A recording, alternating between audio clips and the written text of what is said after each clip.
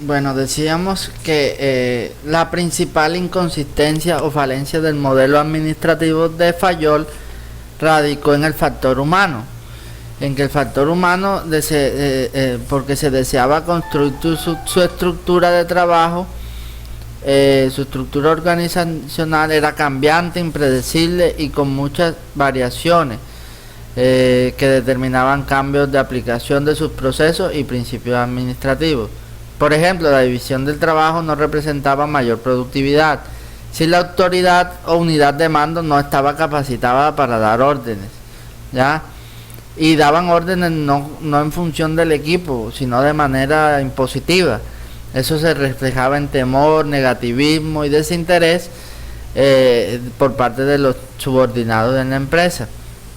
Otro factor es que el orden jerárquico no siempre representa unión en los trabajadores y la expresión de una mejor comunicación. Se pierde la subordinación y prima el interés personal que el empresarial. Los controles en exceso generan inconformidad y malestar, generando inestabilidad, pérdida de espíritu, de solidaridad y otros aspectos que no siempre benefician a las organizaciones. Después de analizar el modelo, podemos concluir que constituye las bases del pensamiento administrativo moderno y se estableció como el primer proceso administrativo que sigue siendo citado y utilizado en las organizaciones modernas, pero que la variación constante del factor humano y social le generan algunas inconsistencias que pueden afectar la estructura organizacional y por consiguiente causar efectos contrarios dentro de la productividad y eficiencia de la empresa. Bueno, continuamos con el siguiente modelo administrativo que se denomina burocracia. La burocracia fue introducida por primera vez en China durante la dinastía Han, 206 a.C. a 220 después de Cristo. Luego se mejoró durante las dinastías Tang, Tiang, 618 a 907 después de Cristo y Sung de 960 a 1279, subsistiendo el modelo hasta el hundimiento del imperio en 1912. En Europa, el primer sistema administrativo de tipo burocrático surgió en Prusia hacia finales del siglo XII y se mantuvo por varios años. Empresas y sectores industriales donde empezó, empresas públicas y privadas, grandes empresas, ¿no? Principales representantes. Este modelo es una forma racional, ideal de abordar complejos procesos, producto de división del trabajo que requieren una adecuada coordinación y supervisión, con una orientación a la eficiencia funcional de la organización. Uno de los autores que aportó a este modelo fue Carl Weber, cuyo análisis se centró en la administración y en la economía como formas concretas de dominio, en el sentido que la burocracia ofrece una perspectiva racional al gobernante o empresario para que ejerza efectivamente su poder.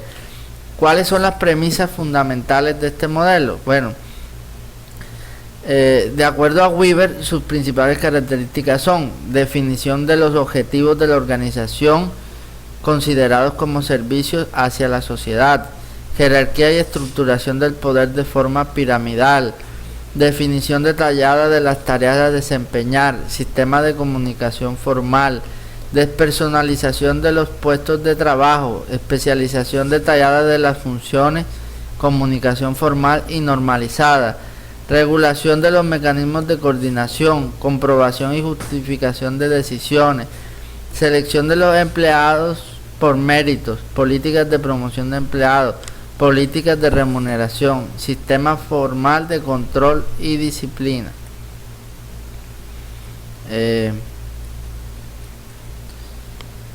¿Qué tipo de técnicas utilizaron o herramientas? Según Weber, la burocracia tiene diferentes dimensiones que se relacionan entre sí con el último fin de alcanzar la eficiencia máxima. Estas dimensiones son formalización, división del trabajo, principios de jerarquía, impersonalidad, competencia técnica, separación entre propiedad y separación y separación, profesionalización del empleado, estandarización del desempeño y previsibilidad del comportamiento humano. Entre las ventajas que este modelo aportó a la administración moderna fueron mejorar la efectividad con la que se consiguen las metas, maximizar la eficiencia para lograr el mejor resultado al más bajo costo y además mejorar la incertidumbre al regular a los trabajadores, a los proveedores y a los mercados a partir de reglas formales conocidas. En este método, por lo general, los trabajadores realizan tareas repetitivas, lo que genera desmotivación y conllevan a baja productividad. También se ve que los trabajadores no aportan ideas, no buscan renovar sus actividades diarias ni le dan un valor agregado a su tarea. El modelo burocrático se encuentra tan reglamentado y es basado en procedimientos que no permite realizar propuestas de cambio. La resistencia genera estacionamiento, se limita la creatividad, innovación y flexibilidad.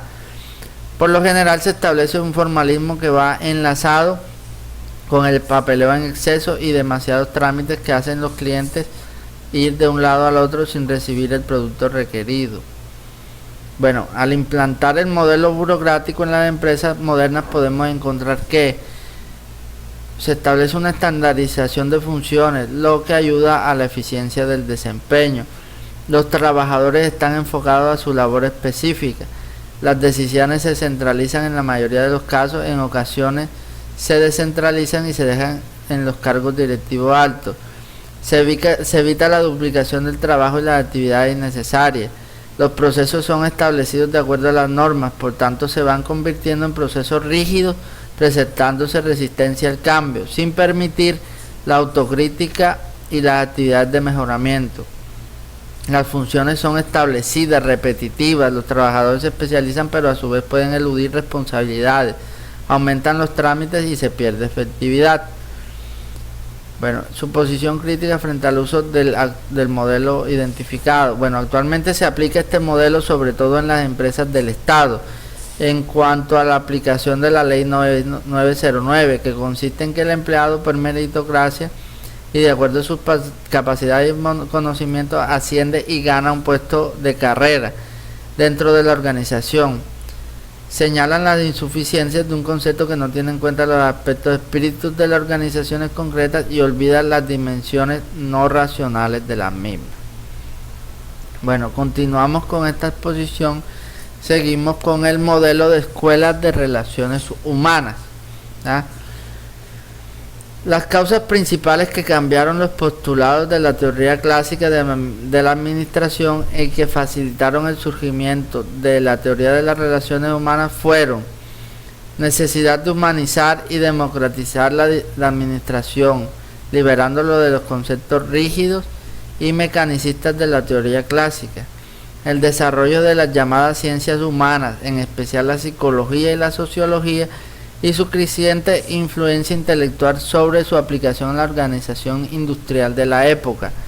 La idea de la filosofía pragmática de John Dewey y la psicología adinámica de Kurt Lewin fueron esenciales para la contribución humanista en la administración. Las conclusiones del experimento de Hawthorne, llevado a cabo entre 1927 y 1932 bajo la coordinación de Elton Mayo, considerado el fundador de la Escuela de Relaciones Humanas. En los modelos abordados se contempla al empleado como un elemento más del sistema de producción. Sin embargo, no se habían contemplado parcialmente elementos como la comunicación, la interacción entre los individuos, entre grupos, la motivación, entre otros. Esta aproximación fue desarrollada por Mary Parker Follett entre 1868 y 1893, quien abordó el conflicto constructivo del poder y del control en las organizaciones, como impartir órdenes a los empleados. Otros autores que aportaron este modelo son Elton Mayo. El problema de la administración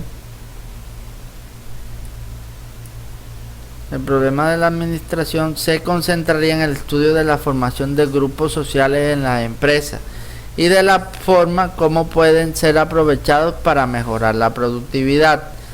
El aporte de Mayo fue demostrar que se necesitaban desarrollar los administradores el saber relacionado con lo social humano más que lo técnico.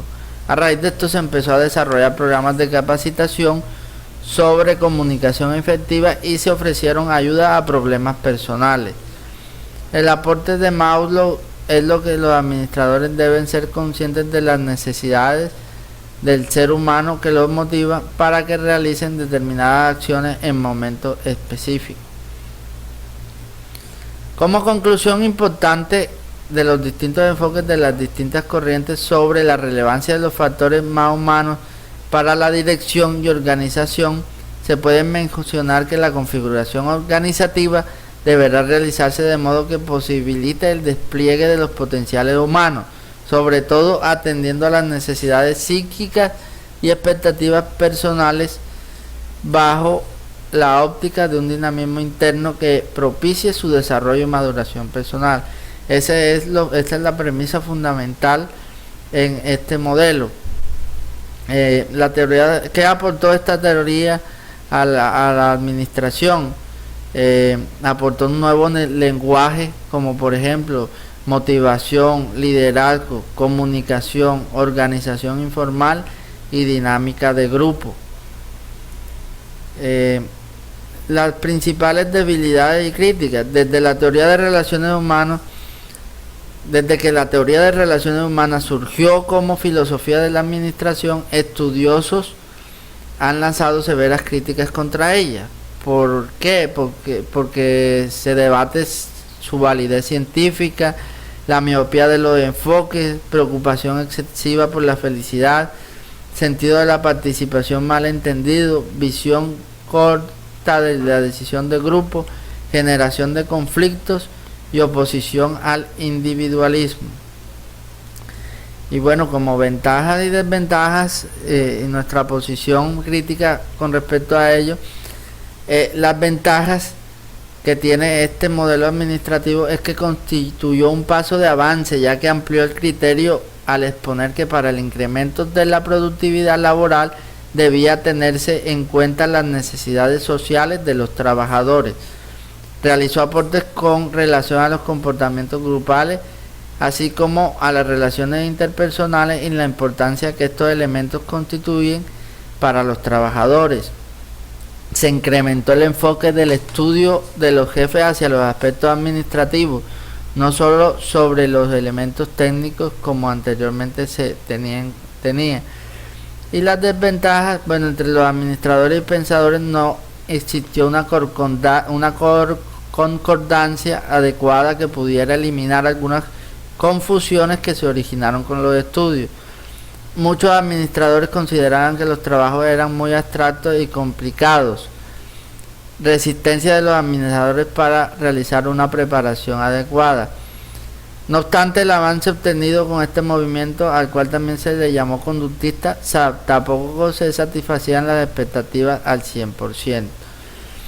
Bueno, esta ha sido la presentación de los principales modelos administrativos. Espero pues haya sido bastante clara y cumpla con las expectativas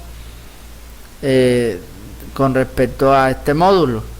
Me parece muy importante porque pues nos permite tener una visión más holística del entorno administrativo que se desarrolla en las empresas. Muchas gracias.